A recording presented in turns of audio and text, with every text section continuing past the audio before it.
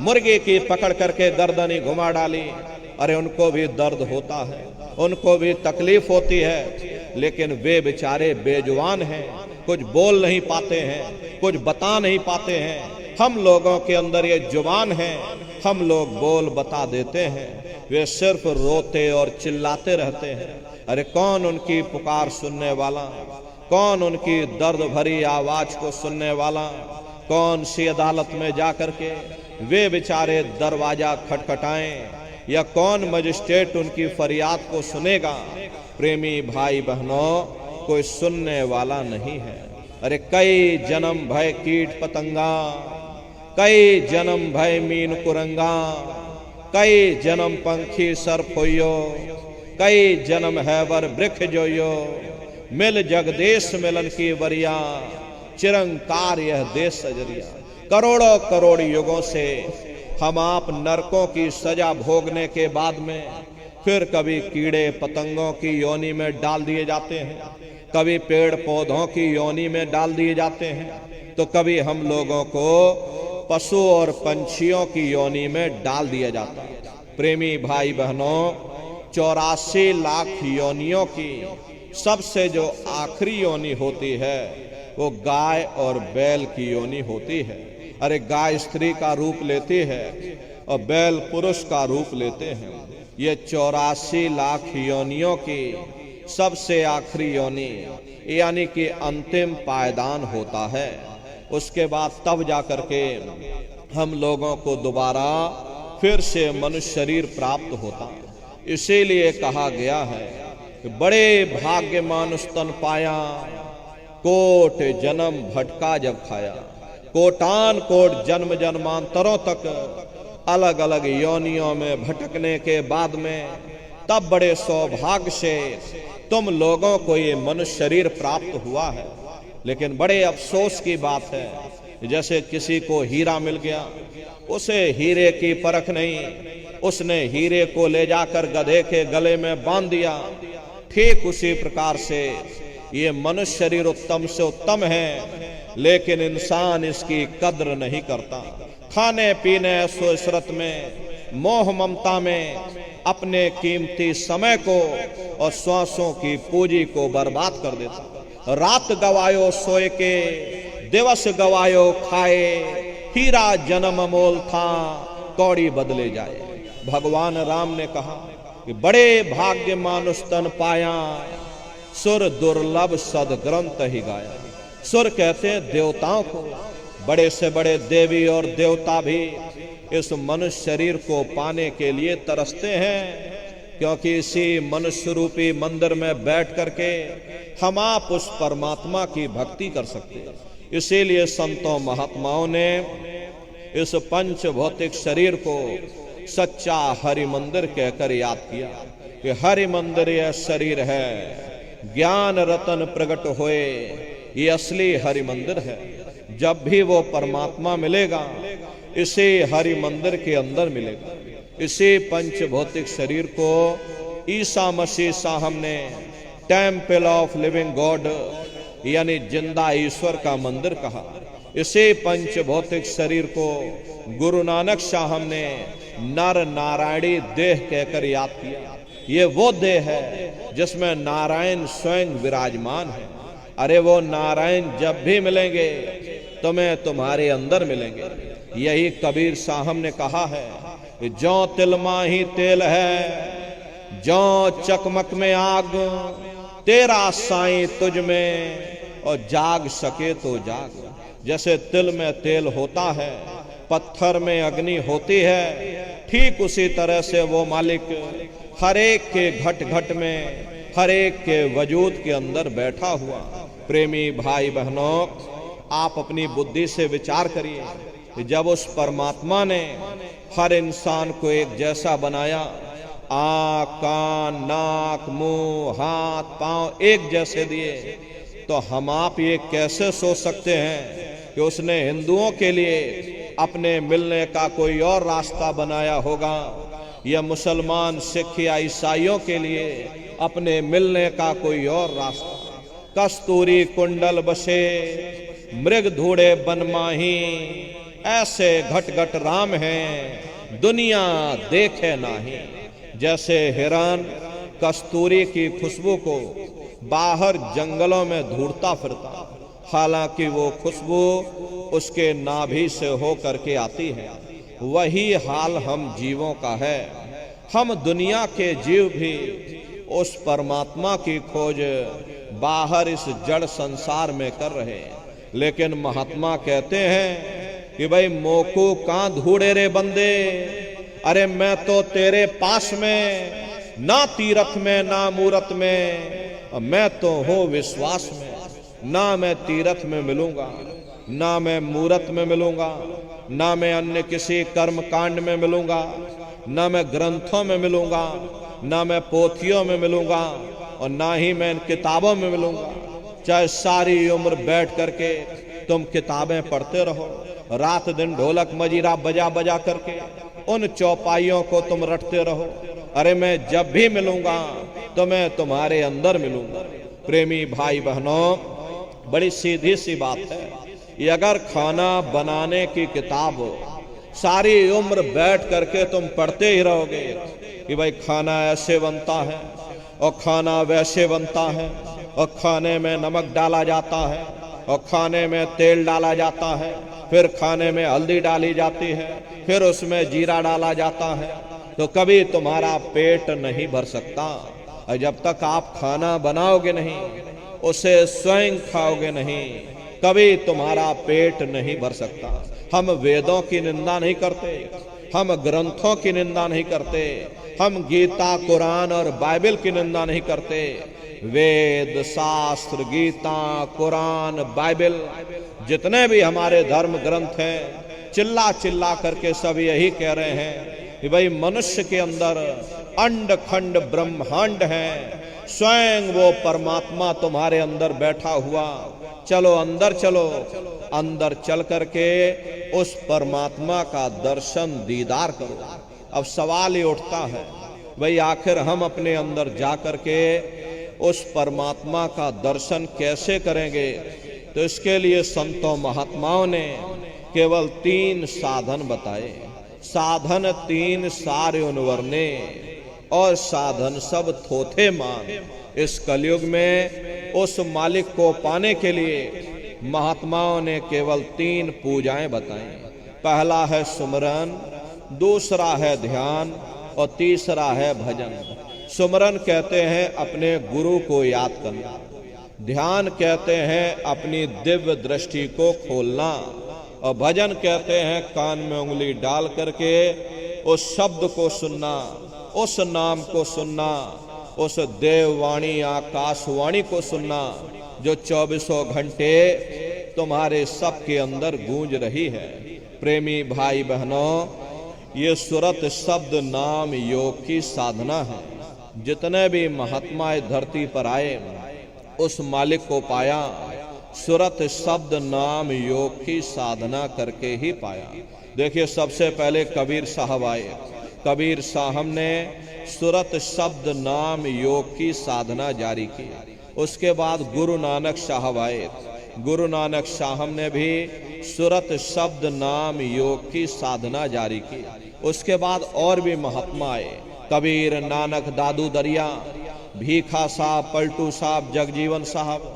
अरे आप यहाँ काशी में चले जाइए, देखिए रैदास जी महाराज हुए, उन्होंने भी उस मालिक को पाया तो सुरत शब्द नाम योग की साधना करके ही पाया। आप चित्रकूट में चले जाइए, देखिए गोस्वामी जी महाराज हुए जिन्होंने रामचरित्र मानस बनाई है, जिसका पाठ आप सभी लोग अपने अपने घरों में मंदिरों में बैठ करके करते हो। उन्होंने भी उस मालिक को पाया तो सुरत शब्द नाम योग की साधना करके ही पाया। आप राजस्थान में चले जाइए, देखो मीराबाई हुई, सहजोबाई हुई। मीराबाई के गुरु देखिए रैदास जी महाराज हुए, तो मीराबाई ने भी उस मालिक को पाया तो सुरत शब्द नाम योग की साधना करके ही पाया। प्रेमी भाई बहनों, ये सुरत शब्द नाम योग की साधना है। इस साधना की 3 क्रियाएं हैं। पहला है सुमरन, दूसरा है ध्यान, और तीसरा है भजन। तो कैसे आप लोग सुमरन करोगे? कैसे आप लोग ध्यान करोगे और कैसे आप लोग भजन करोगे। बहुत से नए प्रेमी भाई बहन यहाँ बैठे हुए हैं, तो सुमरन ध्यान और भजन कैसे कैसे करना है बैठ करके आप सभी लोग अच्छी तरह समझ लेना और फिर घर पर जा करके अभ्यास करिएगा। तो सबसे पहले देखिए सुमरन कैसे किया जाएगा। सुमरन करने के लिए एक माला आप लोग ले लेना। ये देखिए प्रेमी भाई बहनों, 108 दाने की ये माला है। अपने अपने घरों में बैठ करके बाहर से अपनी आंखों को बंद कर लेना। दोनों आंखों के बीचों बीच में अपने ध्यान को रोक करके और दाने दाने पर जय गुरुदेव नाम का उच्चारण करिएगा। हर दाने पर जय गुरुदेव नाम, हर दाने पर जय गुरुदेव नाम, जय गुरुदेव जय गुरुदेव जय गुरुदेव जय गुरुदेव, कुल 108 बार करिएगा। दोबारा इसी जगह फिर वापस आ जाओगे। जब आप जय गुरुदेव नाम का जाप करोगे तो दोनों आंखों के मध्य भाग में अपने ध्यान को रोक करके और दाने दाने पर जय गुरुदेव नाम का जाप करिएगा। जिसको आप याद कर रहे हो, एक समय ऐसा आएगा वो अंतर में तुम्हारे सामने प्रकट हो जाएगा। उसके स्वरूप को देख लेना, फिर उसी के स्वरूप को याद करके जय गुरुदेव नाम का जाप सभी नए प्रेमी भाई बहन करिएगा। दूसरी बार फिर यहीं से जय गुरुदेव नाम का जाप, तीसरी बार फिर यहीं से जय गुरुदेव नाम का जाप। इस तरह से कुल 8 बार जय गुरुदेव नाम का जाप सभी नए प्रेमी भाई बहन करिएगा। और 8 बार करने के बाद में ये माला आप रख देना। प्रेमी भाई बहनों, ये जय गुरुदेव नाम किसी साधारण इंसान का नाम नहीं है, ये स्वयं उस अनामी महाप्रभु का नाम है। समय समय पर संत महात्मा फकीर अपने अपने समय पर आकर के अपनी साधना के द्वारा उस मालिक के नाम को जगाते हैं, उस मालिक के नाम को सिद्ध करते हैं। जैसे कबीर साहब आए, कबीर साहब ने साहिब नाम सिद्ध किया। गुरु नानक साहब आए, गुरु नानक साहब ने वाह गुरु नाम सिद्ध किया। गोस्वामी जी महाराज आए, गोस्वामी जी महाराज ने राम नाम सिद्ध किया। मीराबाई आई, मीराबाई ने गिरधर नाम सिद्ध किया। सूरदास जी महाराज आए तो सूरदास जी महाराज ने श्याम नाम सिद्ध किया। इसी तरह से हमारे गुरु महाराज जय गुरुदेव नाम सिद्ध करके गए। जय गुरुदेव नाम का जहाज लगा कर गए। अगर ये जहाज पर सारी दुनिया बैठेगी, ये जहाज सारी दुनिया को पार करेगा। एक साध है सब सद है, सब साध है सब जाए। पहले अपने गुरु की उंगली पकड़ लो, क्योंकि गुरु तुम्हारा सच्चा रहबर है। गुरु बिन भव निज तरह न कोई, बगैर गुरु के तुम्हारी ये जीवात्मा इस भव सागर से पार नहीं जा सकती। गुरु गोविंद दो खड़े काके लागू पाई, बलिहारी गुरु आपने जिन गोविंद दियो बताई। महिमा उन्हीं की है जिन्होंने उस गोविंद को लखा दिया। इस संसार में हमारे 3 तरह के गुरु होते हैं। पहले गुरु हमारे माता पिता होते हैं, जो हमें जन्म देते हैं, हमारा पालन पोषण करते हैं, बचपन से हमारे अंदर संस्कार डालते हैं। ये माता पिता हमारे पहले गुरु, पहले भगवान होते हैं। दूसरे गुरु हमारे शिक्षक होते हैं, जो हमें स्कूलों में कॉलेजों में हमें जो भौतिक ज्ञान देते हैं, ये हमारे दूसरे गुरु होते हैं। तीसरे हमारे आध्यात्मिक गुरु होते हैं, जो हमारी जीवात्मा को इस भव सागर से पार ले जाते हैं। इसीलिए कहा गया है, गुरुर ब्रह्मा गुरुर विष्णु गुरुर्देवो महेश्वरः गुरुर साक्षात पर ब्रह्मा तस्मै श्री गुरुवे नमः। 3 लोक 9 खंड में गुरु से बड़ा न कोई, करता करे न कर सके, गुरु करे सो होई। इसलिए प्रेमी भाई बहनों, साधना करने से पहले जय गुरुदेव नाम का सुमरन सभी नए प्रेमी भाई बहन करिएगा। और सुमरन करने के बाद में फिर आप लोग ध्यान पर बैठिएगा। दूसरा है ध्यान। ध्यान कहते हैं दृष्टि को एकाग्र करना, अपनी दिव्य दृष्टि को खोलना, अपने तीसरे नेत्र को खोलना, अपने शिव नेत्र को खोलना। तो कैसे आप लोग ध्यान करोगे, जरा अच्छी तरह से समझ लीजिए। अपने अपने घरों में पलथी मार करके आप लोग बैठिएगा, शरीर को टाइट मत करना। बहुत से प्रेमी ये गलती कर देते हैं कि ध्यान के समय पर अपने शरीर को बिल्कुल टाइट कर देते हैं।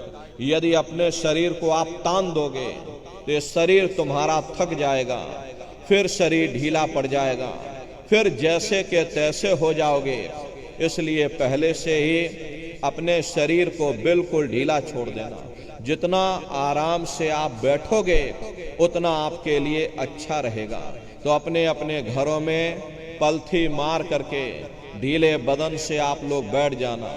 बाहर से अपनी आंखों को बंद कर लेना, दोनों आंखों के बीचों बीच में दूर सामने देखिएगा तो सामने आपको अंधेरा दिखाई पड़ेगा। बस उसी अंधेरे में एक जगह पर आप अपनी दृष्टि को रोकिएगा। होशियारी यही रहे ये आंखों की पुतलियां हिलने ना पाए। शुरुआती समय में ये आंखों की पुतलियां अंदर अंदर हिलेंगी, लेकिन जब आप रोज रोज अभ्यास करोगे, करत करत अभ्यास ते जड़मत होत सुजान, जब रोज रोज अभ्यास करोगे तो आंखों की पुतलियां हिलना बंद हो जाएंगी। तो दूर सामने अंधेरे में एक जगह पर आप अपनी दृष्टि को रोकिएगा या उस अंधेरे को लगातार देखते रहना। दृष्टि अपने आप अंधेरे में रुक जाएगी। उस समय किसी के बारे में सोचना नहीं, किसी के बारे में विचार मत करिएगा। शरीर को बिल्कुल हिलाना नहीं, शून्य हो करके, शांत चित्त हो करके, निर्विचार हो करके बस आप उस अंधेरे को लगातार देखते रहना। जितना देर आपसे बन सके आप उस अंधेरे को लगातार देखते रहिएगा। देखते देखते देखते देखते एक समय ऐसा आएगा कि आपकी दृष्टि उस अंधेरे में रुक जाएगी। और जैसे ही आपकी दृष्टि अंधेरे में रुकेगी तो सुई की नोक के बराबर काले में भी काला बिंदु, बड़ा चमकीला बिंदु होगा, तारे की तरह चमचम चमचम चमकेगा। वो चमकता हुआ तारे जैसा बिंदु आपको सामने दिखाई पड़ेगा। और जब वो चमकता हुआ बिंदु सामने दिखाई पड़ जाए तब आप अपनी दृष्टि को उस बिंदु पर एकाग्र कर देना। वही बिंदु दरवाजा है, वही बिंदु खिड़की है, उसी को हरि का द्वार यानी कि हरिद्वार कहा गया। बहुत विशाल वो दरवाजा है। ये संसार कुछ नहीं है। ऐसे तुम लाखों संसार इकट्ठे करके एक साथ दरवाजे के अंदर डाल दो, पता तक नहीं चलेगा। इतना विशाल वो हरि का द्वार आप सभी के अंदर बना हुआ है। एक छोटे से बीज को लेकर के हम आपसे कहें इस बीज के अंदर बहुत बड़ा पेड़ है तो आप जल्दी भरोसा नहीं करोगे। लेकिन उस छोटे से बीज को जब आप जमीन में गाड़ दोगे, थोड़ा खाद पानी दोगे, वो बीज अंकुरित हो जाएगा। उसमें से विशाल लताएं भी निकलेंगी, विशाल वृक्ष का रूप भी लेगा, उसमें से फल और फूल भी निकलेंगे। इसी तरह से आप सभी के अंदर सुई की नोक के बराबर तारे की तरह छोटे से छोटा बिंदु है। उस बिंदु के अंदर बड़े बड़े ब्रह्मांड बसे हुए हैं। वो तारे जैसा चमकता हुआ बिंदु आपको सामने दिखाई पड़ेगा। और जब वो बिंदु सामने दिखाई पड़ जाए तब आप अपनी दृष्टि को उस बिंदु पर एकाग्र कर देना। और जब आप अपनी दृष्टि उस बिंदु पर एकाग्र कर दोगे तो वही बिंदु दरवाजा है। वो दरवाजा खुल जाएगा, ये शिव नेत्र खुल जाएगा, ये दिव्य दृष्टि आपकी खुल जाएगी और आप दरवाजे के अंदर दाखिल हो जाओगे। एक बार प्रेमी भाई बहनों ये दिव्य दृष्टि खुल जाए, फिर क्या भूत, क्या भविष्य, क्या वर्तमान, कोई भेद आपसे गुप्त नहीं रहेगा। लाखों वर्ष पहले क्या हुआ था, भविष्य में क्या होने वाला है, और आप अपने अपने घरों में बैठ करके और ध्यान लगा करके भूत भविष्य और वर्तमान को देख सकते हो। तो यह है ध्यान करने का तरीका। एक बार फिर से आप लोग समझ लीजिए कैसे आपको ध्यान करना है। अपने अपने घरों में पलथी मार करके बैठ जाना, बाहर से अपनी आंखों को बंद कर लेना, दोनों आंखों के बीचों बीच में दूर सामने देखिएगा, सामने आपको अंधेरा दिखाई पड़ेगा।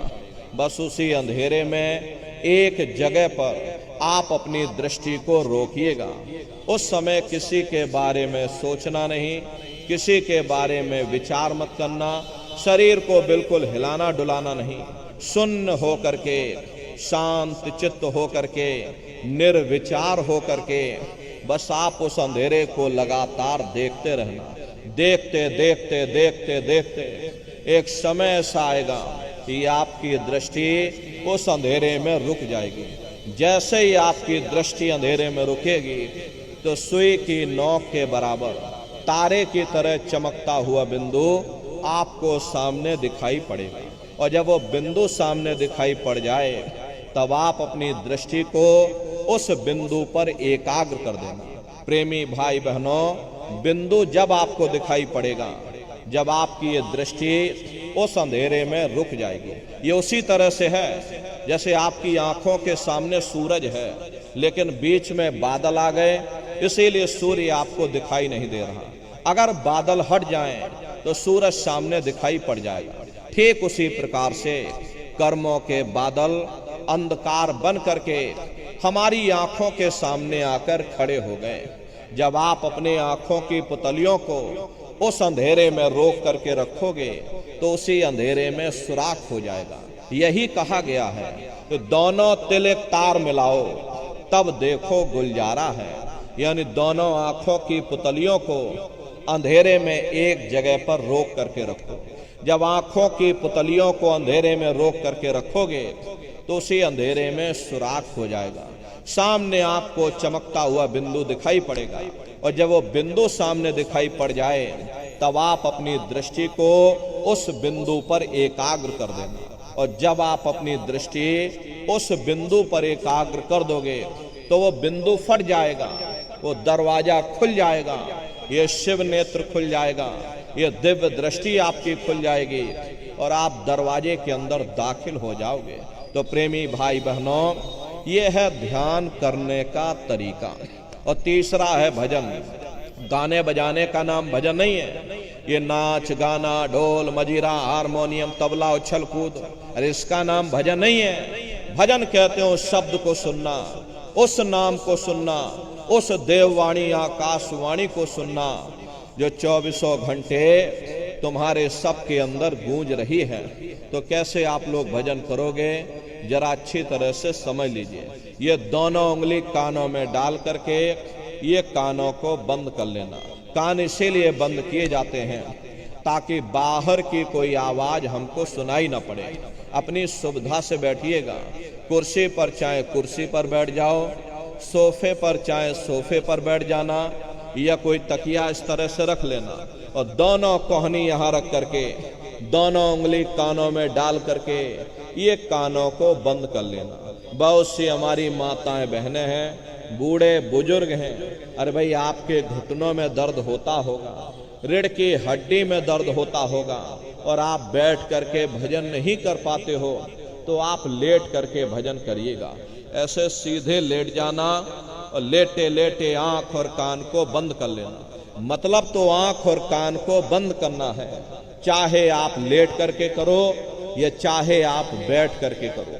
यही कहा गया है, आंख कान मुख बंद कराओ, अनहद झिंगा शब्द सुनाओ।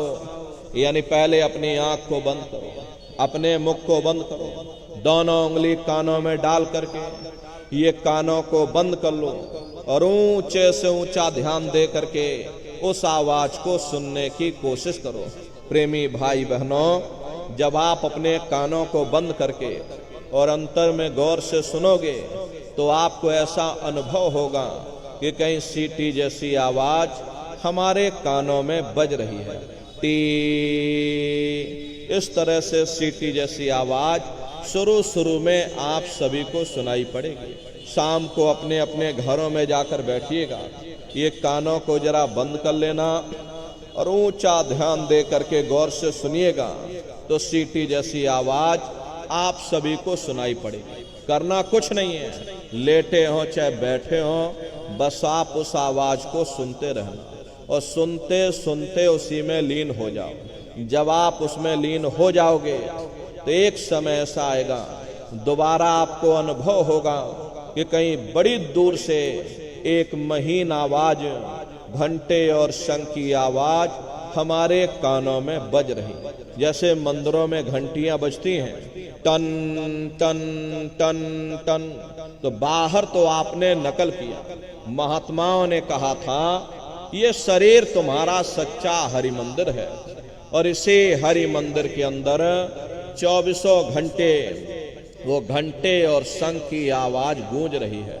उसी घंटे शंख की आवाज को महात्माओं ने शब्द कहा। अरे आपकी धर्म पुस्तकों में लिखा है कि पोथी पढ़ पढ़ जग मुआ, पंडित भया न कोई, 2.5 अक्षर प्रेम का, पढ़े सो पंडित हुई। दुनिया वाले कहते हैं कि 2.5 अक्षर का मतलब प्रेम है। अरे प्रेम नहीं है, प्रेम में तो मात्रा लगी हुई। यहाँ पर जिस 2.5 अक्षर का वर्णन उन महात्माओं ने किया है वो है शब्द शा, आदा, बा और दा। उसे शब्द को महात्माओं ने नाम कहा। कल युग जोग न यज्ञ न ज्ञाना, एक आधार नाम गुण गाना। कलयुग में न योग है, न यज्ञ है, न ये ज्ञान है, तो कलयुग में क्या है? कलयुग केवल नाम आधारा, सुमेर सुमेर नर उतर ही पारा। कलयुग में केवल नाम का आधार है। तो उसी घंटे शंख की आवाज को महात्माओं ने शब्द या नाम कहा। उसी घंटे शंख की आवाज को ईसा मसीह साहब ने वर्ड या लागस कहकर याद किया। उसी घंटे शंख की आवाज को गुरु नानक साहब ने अनहद वाणी कहकर याद किया। चीन में जो महात्मा हुए उन्होंने इसको ताओ कहकर याद किया। मुसलमान फकीरों ने इसे कलमा कहकर याद किया और हिंदू महात्माओं ने इसे देववाणी, आकाशवाणी कहकर याद किया। उन अलग अलग महात्माओं ने अपनी अपनी भाषा में हम लोगों को समझाने की कोशिश की है कि भाई वो घंटे शंख की आवाज तुम्हारे सबके अंदर गूंज रही है, वो आपको सुनाई पड़ेगी। लेकिन शुरुआती समय में आपको ऐसा मालूम पड़ेगा कि कहीं बड़ी दूर पर घंटियां बज रही हैं, टन टन टन टन, लेकिन सुनाई हर एक को पड़ेगी। प्रेमी भाई बहनों, जब घंटे और शंख की आवाज आपको अपने अंदर सुनाई पड़ने लग जाए, तब आप सीटी की आवाज को छोड़ देना और घंटे शंख की आवाज को पकड़ लेना, उसको आप सुनने लग जाना। जब आप उसको सुनने लग जाओगे तो वो आवाज धीरे धीरे बढ़ना शुरू होगी और बढ़ते बढ़ते इस कदर बढ़ेगी ये आपके रोम रोम में घंटे और शंख की आवाज गूंजने लगेगी। बड़ी घनघोर आवाज होती है, बड़ी मधुर वो आवाज होती है कि दुनिया भर के गाने जो आप लोग बाहर सुनते हो, उस संगीत के सामने ये दुनिया के संगीत कुछ नहीं है। जब आप उस संगीत को सुनोगे, इतना भारी आनंद आपके ऊपर छा जाएगा, इतनी खुशी आपको होगी, ऐसा नशा आपके ऊपर चढ़ जाएगा कि आप सारी दुनिया को भूल जाओगे। शंकर भगवान को वही नशा चढ़ा था। शंकर भगवान कोई गांजा भांग नहीं पीते थे। ये तो हमने आपने शंकर भगवान को भी बदनाम कर दिया कि शंकर भगवान गांजा भांग पीते थे तो चलो हम भी गांजा भांग फूकेंगे। लेकिन ऐ नर नारियों, शंकर भगवान ने कभी गांजा भांग नहीं पिया। शंकर भगवान जिस नशे में लीन रहते थे वो नाम का नशा था, वो ध्यान का नशा था, वो भक्ति का नशा था। जब आप उस आवाज को सुनोगे तो आपको भी वो नशा चढ़ जाएगा, क्योंकि उस आवाज में चुंबक है। जब आप उस आवाज को सुनोगे तो वो आवाज आपको अपनी ओर खींचेगी और जब खिंचाव होगा तो जीवात्मा का फैला हुआ प्रकाश 9 दरवाजों से सिमटने लगेगा। अब ये 9 दरवाजे कौन कौन से हैं? देखो प्रेमी भाई बहनों, अच्छी तरह से आप लोग समझिएगा, ये बहुत बड़ा विज्ञान है। दुनिया का विज्ञान जब समाप्त हो जाएगा तो ये विज्ञान प्रारंभ होगा। यही सच्चा सनातन विज्ञान है जो ऋषियों मुनियों ने समझाया था, जिसको ये संसार भूल गया और बाहरी पाखंड में और कर्म कांडों में उलझ गया। तो आज सच्चे सनातन विज्ञान को समझने की जरूरत है। तो ये 9 दरवाजे कौन कौन से हैं? 2 आंख, 2 कान, 2 नाक के सुराख, 1 मुंह, 2 मलमूत्र का रास्ता, ये शरीर के 9 दरवाजे हैं। सबसे पहला दरवाजा गुदा चक्र आता है। गुदा चक्र में गणेश जी वास करते हैं। गणेश जी वहाँ के मालिक हैं। ये 4 दल का कवल है। यहाँ पर पृथ्वी तत्व पाया जाता है। उसके ऊपर इंद्रिय चक्र आता है। इंद्रिय चक्र में ब्रह्मा जी वास करते हैं। ब्रह्मा जी वहाँ के मालिक हैं। ये 6 दल का कवल है। यहाँ पर जल तत्व पाया जाता है। उसके ऊपर ये नाभि चक्र आता है। नाभि चक्र में विष्णु जी वास करते हैं। विष्णु जी यहाँ के मालिक हैं। ये 8 दल का कवल है। यहाँ पर अग्नि तत्व पाया जाता है। उसके ऊपर ये हृदय चक्र आता है। हृदय चक्र में शिव जी वास करते हैं। शिव जी यहाँ के मालिक हैं। ये 12 दल का कवल है। यहाँ पर वायु तत्व पाया जाता है। अरे वास तो वो ऊपरी मंडलों में, ऊपरी लोकों में वास करते हैं, लेकिन उनका प्रकाश, उनकी किरणें इन चक्रों पर पड़ती हैं। उसी के ऊपर एक कंठ चक्र आता है। यहाँ पर आद्या महाशक्ति की किरणें पड़ती हैं। ये 16 दल का कवल है। और आप सबसे ऊपर, तुम्हारी जीवात्मा सबसे ऊपर दोनों आंखों के मध्य भाग में बैठी है, जहाँ पर ये देवियां बिंदी लगाती हैं और पुरुष जहाँ पर ये टीका लगाते हैं। ये बिंदी और ये टीका यहाँ पर हम लोग इसीलिए लगाते हैं क्योंकि यहीं पर हमारी जीवात्मा बैठी है, उसका श्रृंगार किया जाता है। ये 10वां द्वार है जहाँ पर तुम्हारी जीवात्मा बैठी है, इसी को 10वां द्वार कहते हैं। अरे आप लोग रोज चौपाई गाते हो कि मंगल भवन अमंगल हारी, द्रवं सुदशरथि अजर बिहारी। तो इसका अर्थ जरा समझने की कोशिश भी करो। प्रेमी भाई बहनों, ये शरीर तुम्हारा मंगल भवन है, तुम्हें अमंगलों से बचाने वाला, तुम्हें नरकों और 84 से बचाने वाला ये पंच भौतिक शरीर ही तुम्हारा मंगल भवन है। इस मंगल भवन के 10 दरवाजे हैं और 10वें दरवाजे पर ये अजर बिहारी यानी कि तुम्हारी जीवात्मा बैठी है। और यहीं पर बैठ करके जीवात्मा अपने प्रकाश को 9 दरवाजों में फैलाती है, जिससे तुम्हारा ये शरीर चलता है, तुम्हारे हाथ चलते हैं, तुम्हारे पैर चलते हैं। जब आप लोग भजन करोगे और जब घंटे शंख की आवाज को सुनोगे तो उस आवाज में चुंबक है, वो आवाज आपको अपनी ओर खींचेगी। और जब खिंचाव होगा तो जीवात्मा का फैला हुआ प्रकाश 9 दरवाजों से सिमट करके यहीं 10वें दरवाजे पर इकट्ठा हो जाएगा। और जैसे ही सारी शक्ति, सारी चेतना सिमट करके यहाँ पर इकट्ठी हुई तो शब्द क्या काम करेगा? शब्द तुम्हारी जीवात्मा को खींच करके इस शरीर से बाहर कर देगा। फिर आप अपनी आंखों से देखिएगा कि हमारा शरीर ये है, हम ये खड़े। आप अपने शरीर से अलग हो जाओगे। जैसे चिड़िया होती है, चिड़िया घोंसले से निकल करके आसमानों की उड़ान भरती है, शाम को फिर अपने घोंसले में आ जाती है। ऐसे तुम्हारी ये जीवात्मा इस शरीर रूपी घोंसले से निकल करके ब्रह्मांडों की सैर करेगी, देवी देवताओं के दर्शन करेगी, भगवान राम के दर्शन करेगी, भगवान कृष्ण के दर्शन करेगी और घूम करके फिर अपने शरीर रूपी घोंसले में वापस आ जाएगी। प्रेमी भाई बहनों, ये ब्रह्मा विष्णु महादेव जिनकी सारी दुनिया पूजा करती है, अरे आप सभी लोग ब्रह्मा विष्णु महादेव की पूजा करते हो। अब पूजा करते करते आपका ये जीवन बीत गया, लेकिन कभी तुमने विचार ये नहीं किया भाई जिनकी हम पूजा कर रहे हैं, आखिर ये ब्रह्मा विष्णु महादेव कौन है, ये कहाँ पर रहते हैं, ये क्या काम करते हैं, इनके माँ बाप कौन हैं, भगवान राम कौन है, भगवान कृष्ण कौन है, ईश्वर कौन है, ब्रह्म कौन है, पर ब्रह्म कौन है, ये कहां पर रहते हैं, तो जरा संक्षिप्त में आप समझिएगा। क्योंकि अगर हम इसका वर्णन करेंगे तो हमको लाखों वर्ष लग जाएंगे, एक लोक का वर्णन नहीं हो पाएगा। इतने विशाल लोक इस आसमान के ऊपर बने हुए, वैज्ञानिक लोग इसकी खोज कर रहे, कोई चंद्रमा तक चंद्रयान को भेज रहा, कोई मंगल ग्रह पर मंगलयान को भेज रहा। लेकिन प्रेमी भाई बहनों, इस संसार की कोई भी धातु वहां तक नहीं पहुंच पाएगी।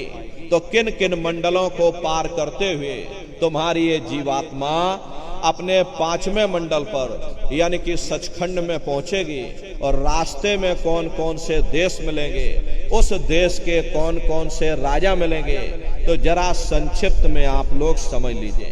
प्रेमी भाई बहनों, जब आप लोग भजन करोगे और जब घंटे और शंख की आवाज को सुनोगे, तो उसी घंटे शंख की आवाज को पकड़ करके ये जीवात्मा ब्रह्मांडों की चढ़ाई करती है। पलक झपकते है जीवात्मा खरबों योजन ऊपर चली जाती है। ये चांद सूरज सितारों को पार करने के बाद में सबसे पहले जो आपको लोक मिलेगा, उसे महात्माओं ने शिवलोक कहा। शिवलोक तमोगुणी स्थान है, वहां के मालिक शिव जी हैं, वो पार्वती जी के साथ में उस लोक में विराजमान है। चैतन्य धार जो ऊपर से नीचे आ रही है, जिसे महात्माओं ने गंगा कहा, वह अपना केंद्र बिंदु शिवलोक को बनाती है। इसीलिए शिव जी की जटा में ये गंगा दर्शाई जाती है। इस लोक में असंख्यों जीवात्माएं रहती हैं, और ये सभी जीवात्माएं शिव स्वरूप में मौजूद होती हैं। जब आप वहां पहुंचोगे और शिव जी का जब प्रत्यक्ष दर्शन करोगे, तो आपका स्वरूप भी शिव के समान यानी शिव स्वरूप हो जाएगा। शिव जी का दर्शन करने के बाद में फिर घंटे शंख की आवाज को पकड़ करके फिर जब आप ऊपर चढ़ोगे, उसी के ऊपर ब्रह्मा जी का लोक आएगा। ब्रह्मा जी का लोक वो रजोगुणी स्थान है। वहां के मालिक ब्रह्मा जी हैं, वो गायत्री सावित्री और सरस्वती के साथ उस लोक में विराजमान है। प्रेमी भाई बहनों, घंटे और शंख की आवाज को पकड़ करके रखना पड़ता है।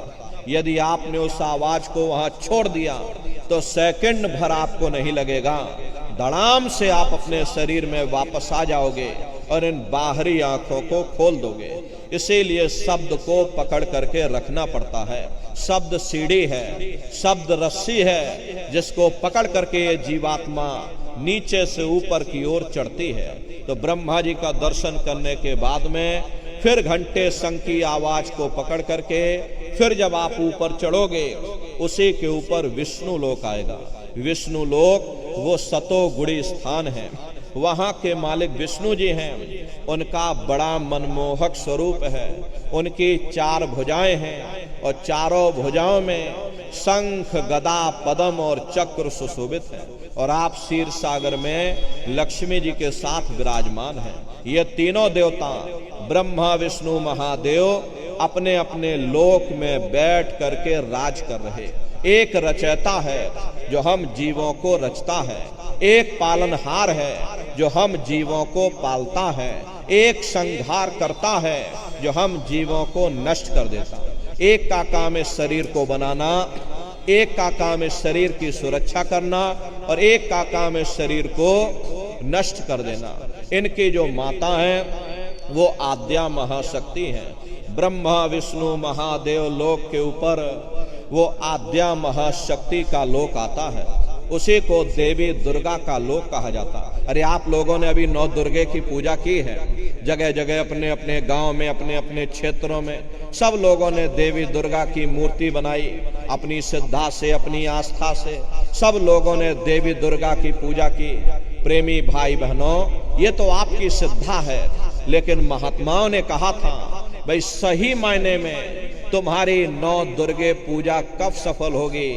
जब तुम 9 द्वारों से अपने ख्याल को समेट करके रजोगुण तमोगुण सतोगुण ब्रह्मा विष्णु महादेव के लोक को पार करके जब तुम वहां देवी दुर्गा का दर्शन कर लोगे, तब सही मायने में तुम्हारी 9 दुर्गे पूजा सफल होगी।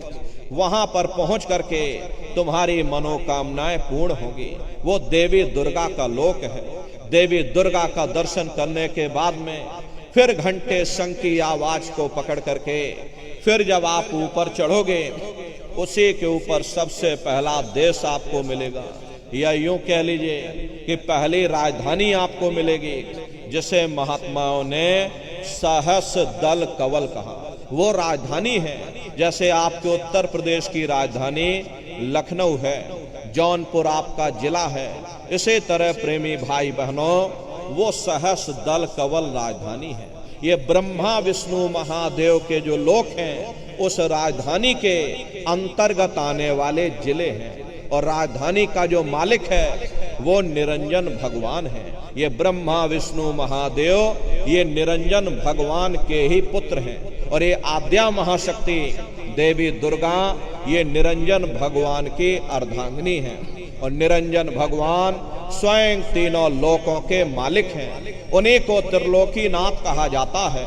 हिंदू उन्हीं को परमात्मा कहते हैं, मुसलमान उन्हीं को खुदा कहते हैं, ईसाई उन्हीं को गॉड कहते हैं। ये जल एक है। जल को चाहे आप पानी कह लो, चाहे वाटर कह लो, चाहे आप नीर कह लो, इसी तरह प्रेमी भाई बहनों वो परमात्मा एक है। हम लोग लफ्जों के झगड़े में उलझे हुए हैं। घंटे और शंख की आवाज जो हर इंसान के अंदर गूंज रही है, वो आवाज उन्हीं के मुखार बिंद से हो रही है। निरंजन भगवान का जो स्वरूप है वो ज्योतिष स्वरूप है। हजार बाती की अखंड ज्योति वहां पर बराबर जल रही है। परम प्रकाश रूप दिन राती, नहीं कछु चाहिए दिया घृत बाती। अरे हम आप यहाँ मंदिरों में ज्योत जलाते हैं, ये तो हम आप उसकी नकल करते हैं। महात्माओं ने आपको चिन्ह बता दिया कि भाई उनका ऐसा स्वरूप है, तो हम लोग यहाँ पर नकल करने लगे। इस ज्योति में तेल की जरूरत पड़ती है, बाती की जरूरत पड़ती है। तेल बाती खत्म हो जाए, ज्योति तुम्हारी बुझ जाएगी। लेकिन वो अखंड ज्योति वहां पर ऐसी जल रही है जिसमें ना तेल की जरूरत है और ना बाती की जरूरत है। अरे महात्माओं ने लिखा है कि उल्टा कुआं गगन में, तिसमें जरे चिराग, तिसमें जरे चिराग, बिना रोगन बिन बाती, 6 ऋतु 12 मास, जरत रहे दिन राती। सतगुर मिले जो होए, ताहि की नजर में आवे, बिन सतगुर नहीं कोई, वाह को दर्शावे। वो अखंड ज्योति ऐसी है जिससे पूरा ब्रह्मांड प्रकाशवान हो रहा। जितनी भी अवतारी शक्तियां आई, भगवान राम आए, राम को वहीं से नीचे उतारा गया। इसीलिए उस देश को अयोध्या नगरी या कौशलपुर देश भी कहा जाता है। अरे गोस्वामी जी महाराज जब साधना करके वहां पहुंचे, तभी गोस्वामी जी महाराज ने रामचरित्र मानस में लिख दिया। देखो प्रेमी भाई बहनों, रामचरित्र मानस में गोस्वामी जी महाराज ने जो भी लिखा है वो सब अंतर का भेद लिखा। जब उन्होंने साधना किया, साधना करके जब ऊपर गए, जो कुछ उन्होंने ऊपर जा करके देखा वो रामचरित्र मानस में लिख दिया। अरे आप लोग ऊपर गए नहीं, आपने कुछ देखा नहीं, इसीलिए आप अर्थों को समझ नहीं पाते हो और अर्थ का अनर्थ कर देते। तो क्या लिखा गोस्वामी जी महाराज ने? देखिए गोस्वामी जी महाराज रामचरित्र मानस में लिखते हैं कि मोद्यो नैन त्रसत में भयो, पुन चितवत कौशलपुर गयो। जब मैंने अपने बाहर की आंख बंद की, मेरी अंतर की आंख खुल गई और मैं क्या देख रहा हूं, मैं कौशलपुर देश में पहुंच गया। मोहे विलोक राम मुस्काई, मुझे देख करके भगवान राम प्रसन्न हो गए। उन्होंने ऊपर जाने का मुझे रास्ता दे दिया। मैं ऊपर जा करके क्या देख रहा हूं, उधर माज सुनंडज राया, देखे बहु ब्रह्मांड निकाया, अति विचित्रता लोक अनेका, रचना अधिक एक तेका। विचित्र विचित्र भांत के वहां पर लोक बने हुए, एक से बढ़कर एक सोने के महल बने, जिनकी शोभा अवर्णीय है। प्रेमी भाई बहनों, वो असली अयोध्या नगरी है। वो भगवान राम का असली देश है। जब आप लोग साधना करके वहां पहुंचोगे, अपनी दिव्य दृष्टि से उस अयोध्या नगरी को जब आप स्वयं देखोगे, अरे तुम देखते रह जाओगे, ये क्या ईश्वर की लीला है, कैसे उसकी कारीगरी है, अनंत उसकी सत्ता है, अनंत उसका प्रकाश है। उसी आनंद को पा करके बड़े बड़े राजे महाराजाओं ने अपने राजकाज पर ठोकरें मार दी और जंगलों में जाकर के नंगे हो करके नाचने लगे। इतना आनंद, इतनी खुशी उन साधकों को होती है। मीराबाई को जब वो दौलत मिल गई, मीराबाई ने अपना राजपाट छोड़ दिया और मीराबाई कहने लगी, मैं मिल जाए पाए पियो अपना, तब मेरे पीर बुझानी, मीरा सुरत शब्द सहलानी। कबीर साहब को जब वो दौलत मिल गई और इन महात्माओं को जब वो दौलत मिल गई, उन्होंने ऊपर चढ़ करके उस अयोध्या नगरी को देखा, भगवान राम के देश को देखा, तो कलम तोड़ करके लिख दिया। चिल्लाने लगे, अचरज देखा भारी साधो, अचरज देखा भारी रे, बिना बजाए निस्दिन बाजे, घंटा शंख नगारी रे, बहरा सुन सुन मस्त होते है, तन की खबर बिसारी रे, बिन भूमि के महल बना है, तामे जो तो जारी रे, अंधा देख देख सुख पावे, बात बतावे सारी रे, जीता मर कर फिर जी जावे, बिन भोजन बलधारी रे, ब्रह्मानंद संत जन बिरला, कोई समझे बात हमारी रे। प्रेमी भाई बहनों, वो असली अयोध्या नगरी है, वो भगवान राम का असली देश है। अरे राम जी का दर्शन करने के बाद में फिर तुम्हारी यही जीवात्मा दूसरे मंडल की आवाज को पकड़ करके दूसरे मंडल की चढ़ाई करेगी। प्रेमी भाई बहनों, घंटे और शंख की आवाज आपको पहले मंडल पर यानी कि भगवान राम के देश में पहुंचा देगी, लेकिन उसके ऊपर वो आवाज नहीं जाएगी। जब आप दूसरे मंडल की चढ़ाई करोगे तो दूसरे मंडल से यानी ऊपर से एक शब्द ऊपर से नीचे की ओर उतर रहा है, उसी आवाज को पकड़ करके ये जीवात्मा फिर दूसरे मंडल की चढ़ाई करती है। शाम तज श्वेत को गहना, सुरत को तान धुन सुनना, बंक के द्वार धस बैठो, त्रिकुटी जाय कर लेना। उसी के ऊपर दूसरा देश आता है जिसे महात्माओं ने त्रिकुटी देश कहा। वहां के जो मालिक हैं वो ब्रह्म हैं, वहीं से मन और माया की उत्पत्ति हुई, वहीं से तीन गुण रजोगुण, तमोगुण, सतोगुण, तीनों गुणों की उत्पत्ति वहीं से हुई। ये जो आपके वेद हैं, अरे वेदों को सारी दुनिया पढ़ती है, बड़े बड़े पंडित पुरोहित ज्ञानी विज्ञानी विज्ञानाचार्य धर्माचार्य वेदों का अध्ययन करते हैं। वेदों की भी उत्पत्ति उसी स्थान से हुई है। महात्मा कहते हैं कि त्रिकुटी महल में विद्या सारा, धन हर गर्जे बजे नगारा, लाल वरन सूरज उजियारा। वहां पर दो धने, बादलों की गर्जन और मृदंग की आवाज उस लोक में गूंजती रहती है। जैसे पहले स्थान पर भगवान राम के देश में घंटे और शंख की आवाज गूंजती है, ऐसे ही दूसरे मंडल पर यानी कि ब्रह्म के देश में बादलों की गर्जन और मृदंग वहां पर बजता रहता है। ओम का जाप बराबर वहां होता रहता है। ब्रह्म का जो स्वरूप है लाल वरन सूरज उजियारा। ये सूरज कुछ नहीं है, ऐसे तुम लाखों लाख सूर्य इकट्ठे करोगे तो वहां का एक सूर्य बनेगा। प्रेमी भाई बहनों, ब्रह्म का जो स्वरूप है वो सुबह के लाल सूर्य के समान है, इसीलिए वहां का पूरा ब्रह्मांड लाल है। महात्मा जब साधना करके वहां पहुंचे तभी महात्माओं ने लिख दिया, लाली मेरे लाल की जित देखो तो लाल, और लाली देखन में गई मैं भी हो गई लाल। वो पूरा ब्रह्मांड ही लाल है। तो जितने साधक वहां पहुंच जाते हैं उन सभी को योगेश्वर कहा जाता है। योगेश्वर की पदवी उन्हीं को मिलती है। जो ब्रह्म स्थान तक पहुंच रखते हैं। जैसे व्यास जी हुए, वशिष्ठ जी हुए, वाल्मीकि जी हुए, इन सब की पहुंच वहीं तक थी। इसीलिए कहा गया कि वाल्मीकि भय ब्रह्म समाना। जब इनके जीवात्मा वहां पहुंची और जब इन्होंने ब्रह्म का दर्शन किया तो इनका स्वरूप भी ब्रह्म के समान यानी कि ब्रह्म स्वरूप हो गया। तो जितने साधक वहां पहुंच जाते हैं उन सभी को योगेश्वर कहा जाता है। योगेश्वर भगवान श्री कृष्ण उसी देश में वास करते हैं।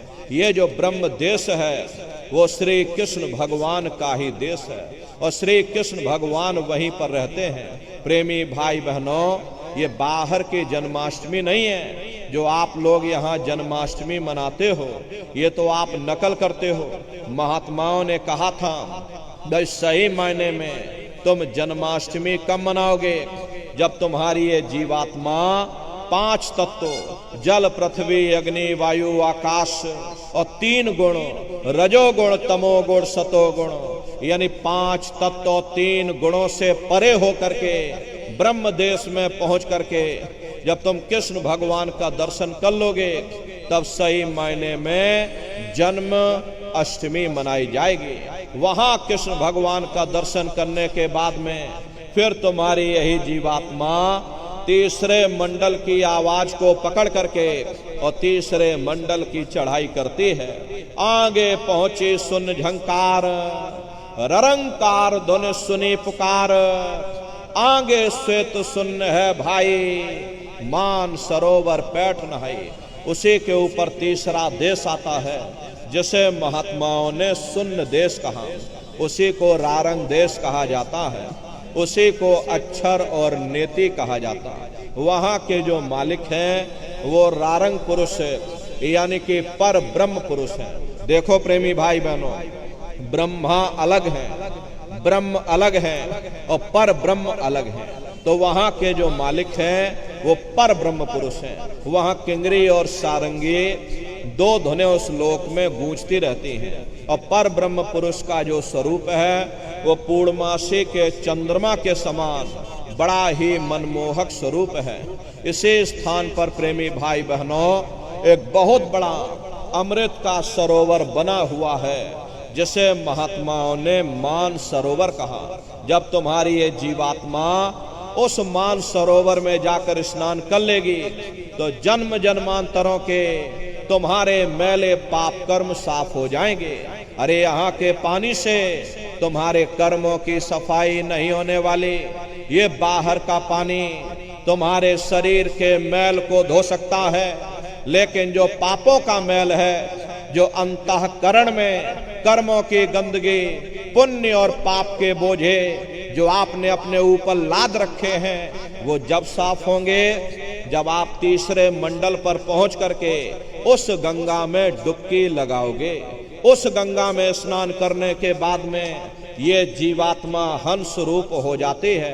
हंसन मिले हंसा हो जाए, मिले जो अमीय आहारा है। जीवात्मा का खुद का प्रकाश उस अमृत के सरोवर में स्नान करने के बाद में 16 सूर्य के बराबर हो जाता। फिर यही जीवात्मा चौथे मंडल की आवाज को पकड़ करके और चौथे मंडल की चढ़ाई करती है।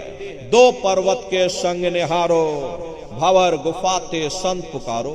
2 पर्वतों को पार करने के बाद में वो बड़ा सुंदर देश आता है जिसे महात्माओं ने भंवर गुफा कहा। वहाँ के जो मालिक हैं वो सोहंग पुरुष हैं। वहाँ बंसी यानी मुरली की मधुर ध्वनियाँ सदा उस लोक में उच्चारण होती रहती हैं। और सोहंग पुरुष का जो स्वरूप है वो दोपहर के सूर्य के समान महाप्रकाशवान स्वरूप है। अरे स्वरूप में अंतर है। पहले स्थान पर निरंजन भगवान का जो स्वरूप है वो ज्योतिष स्वरूप है। दूसरे स्थान पर ब्रह्म का जो स्वरूप है वो सुबह के लाल सूर्य के समान है। तीसरे स्थान पर ब्रह्म पुरुष का जो स्वरूप है वो पूर्णमासी के चंद्रमा के समान है। और चौथे स्थान पर सोहंग पुरुष का जो स्वरूप है वो दोपहर के सूर्य के समान महाप्रकाशवान स्वरूप है। और वहां के धनी का दर्शन करने के बाद में ताके परे धाम सतनामा, बीन बजे सतलोक ठिकाना। सोहंग देश के ऊपर वो पांचवा देश आता है जिसे महात्माओं ने सचखंड देश कहा। वो सचखंड देश अजर अमर अविनाशी सदा एक रस रहने वाला देश है। वहां न काल है, न कर्म है, न दुख है, न संताप है, न पुण्य है, न पाप है। जो जीवात्माएं वहां पर पहुंच जाती हैं हमेशा के लिए जन्म मरण के बंधनों से आजाद हो जाती हैं। वहां के जो मालिक हैं वो सतपुरुष भगवान हैं जिनके रोम रोम में खरबों खरब सूरज चांद सितारे प्रकाशवान। वही हमारे आपके सच्चे मालिक हैं, वही हमारे आपके सच्चे पिता हैं। अरे हमको आपको वहीं से नीचे उतारा गया है, फिर शब्द को पकड़ करके शब्द शब्द पौड़